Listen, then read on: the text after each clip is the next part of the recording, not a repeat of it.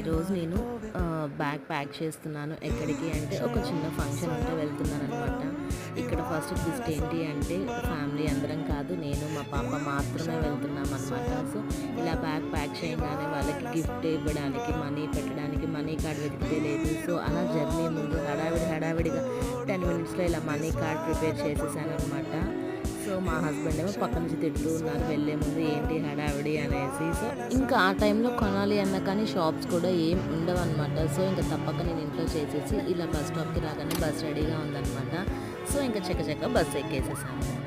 ఇంకా మా పాప ఏమో వాళ్ళ నాన్న వదలలేకపోతుంది అనమాట. ఫస్ట్ టైం ఇలా మేము ఒక్కటే సింగిల్గా జర్నీ చేయడం వితౌట్ మై హస్బెండ్.